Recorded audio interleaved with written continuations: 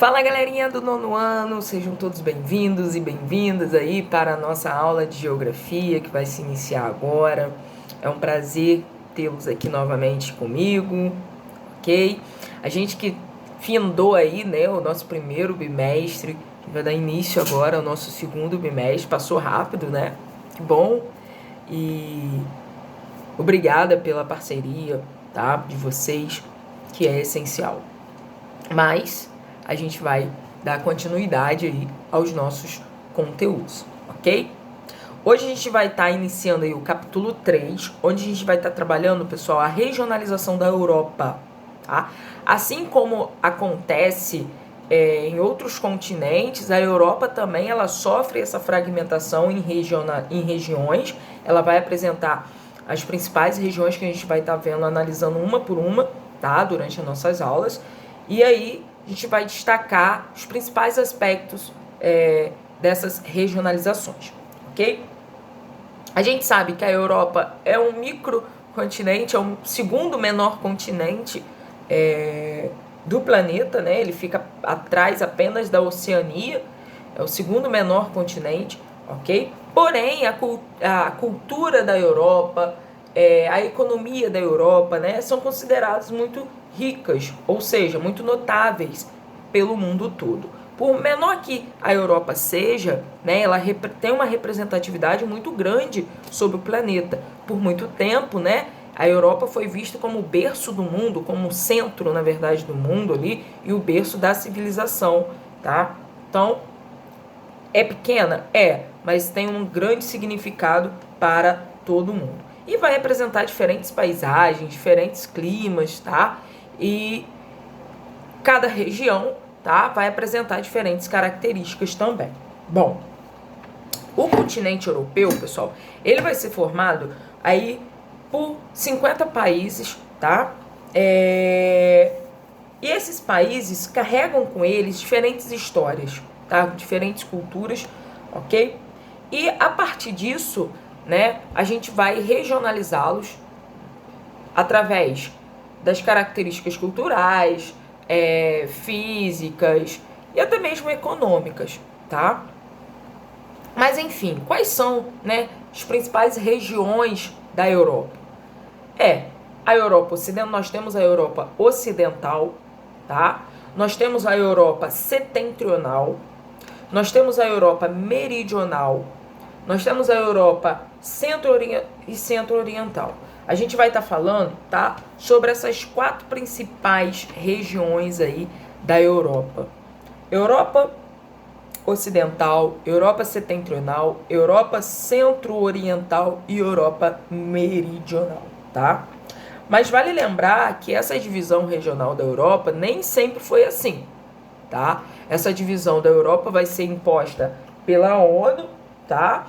Que vai dividir esse conjunto aí de 4 regiões. Antes dessa regionalização, a Europa, né, a gente, quando estuda sobre Guerra Fria, a gente viu que durante o período da Guerra Fria, a Europa vai ser dividida em 2 regiões, que era a Europa Ocidental, né, e a Europa Oriental, certo?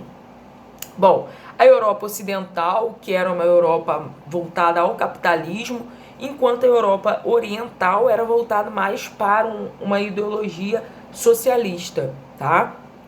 E aí, como que havia essa divisão, né, da Europa em Europa Oriental e Europa Ocidental? A gente tinha a chamada cortina de ferro, tá?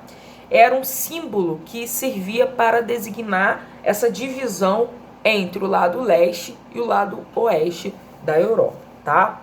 Ou seja, a gente tinha, então, do lado oriental, a gente tinha um domínio da União Soviética, que influenciava aí pelo seu socialismo, e do lado ocidental a gente tinha, então, os países capitalistas, que eram influenciados pelos Estados Unidos, tá? Então,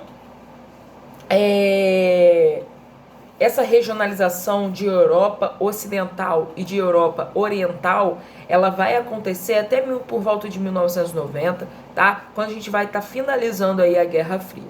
Após o fim da Guerra Fria, onde a gente vai ter a dissolução da União Soviética, a Europa vai passar por uma nova reformulação, ou seja, a Europa vai passar por uma nova formação de regiões, dando início aí então ao processo de regionalização para a Europa ocidental, Europa setentrional, centro-oriental e Europa meridional, tá?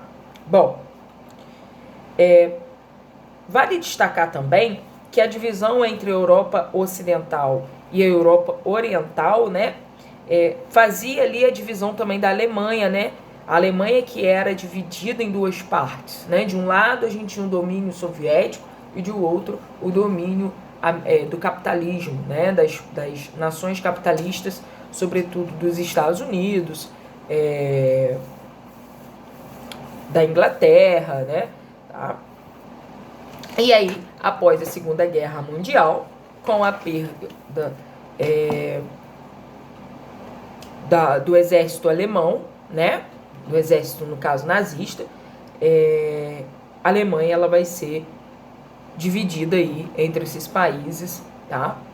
Por volta de 1945, que é o final da Segunda Guerra Mundial. Bom, então os países que estavam envolvidos, né, na Segunda Guerra Mundial, lutando contra o nazismo, né, o exército de Hitler, eles vão se aliar, né, vão se tornar aliados, e eles vão, ao final da Segunda Guerra Mundial, com a derrota da Alemanha, eles vão delimitar as áreas, né, de influência, tanto soviética quanto dos aliados, tá, dos Estados Unidos. Bom, então a gente vai dividir a Alemanha aí, tá, em dois países. Nós temos a República Democrática Alemã, tá, que era a Alemã Oriental, que era dominada pela União Soviética, e tínhamos também a República Federal da Alemanha, que era a Alemanha Ocidental, que ficou sob influência dos Estados Unidos, da França e dos britânicos, sobretudo da Inglaterra, tá?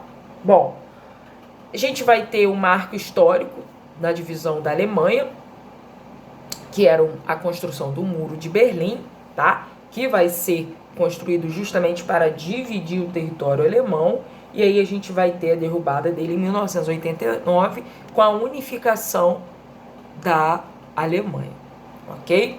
Bom, apesar dessa regionalização entre Europa Oriental e Europa Ocidental ter sido extinta apenas em 1991, essa divisão ainda é muito sentida na Europa, né? Se a gente for lá, a gente vai perceber que a Europa, da porção oriental, ou seja, da porção que ficou sob domínio dos soviéticos, ela é totalmente diferente da Europa Ocidental, tá? Principalmente nos aspectos de desenvolvimento econômico, porque os países que formavam a então Europa Oriental, eles possuíam um sistema político-econômico totalmente diferente do capitalismo. E a gente sabe que o sistema econômico hoje predominante no mundo é o capitalismo. Então esses países, eles ainda passam por algumas dificuldades para se encaixarem nos moldes capitalistas. E isso aí acaba sendo um problema, né? Porque eles ainda enfrentam diferenças culturais, diferenças na questão da infraestrutura, na questão da tecnologia. Então, os países que formavam então a Europa Oriental, eles são países que estão se encaixando ainda nesses moldes capitalistas. E vale destacar também que o fator socioeconômico desses países também é totalmente diferente dos países da Europa Ocidental, que formava até então a Europa Ocidental, tá? A economia dos países que formava a Europa Oriental, que estava sob o domínio soviético, a economia é muito menos desenvolvida do que a economia dos países que eram capitalistas no período aí da Guerra Fria, tá? A Alemanha, inclusive, que foi dividida aí, teve seu território, foi o país que teve seu território aí dividido durante o período da Guerra Fria. A Alemanha, ela sente também essa diferença a partir dessa divisão em Alemanha Oriental e Ocidental. Se vocês forem à Alemanha, vocês vão perceber, se vocês conhecerem, né, a porção do território alemão, tanto do que estava do lado sobre a influência capitalista e do soviético, vocês vão perceber essa diferença. A Alemanha Oriental, né, a antiga Alemanha Oriental, ela é menos desenvolvida do que a porção que era dominada pelo capitalismo. Tá? Então, assim, por mais que a gente já tenha passado alguns anos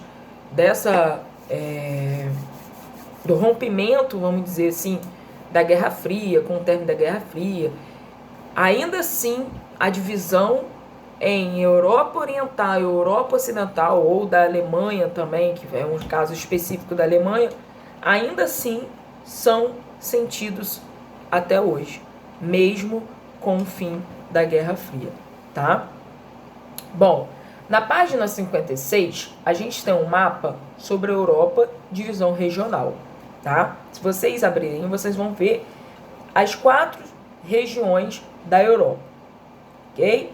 Nós temos a Europa Ocidental, que é a porção de verde, a Europa Setentrional, que é a porção, tá, de rosa, Europa Meridional, que é a porção de laranja, que inclusive nós temos aí Portugal, que foi nosso país colonizador, né, Portugal, e a Europa Centro-Oriental. Tá? E aí a gente vai estar vendo na nossa próxima aula cada uma dessas regionalizações, tá bom, pessoal? Bom, eu vou colocar lá na plataforma para vocês as atividades, tá, que vão ser realizadas na nossa aula de hoje.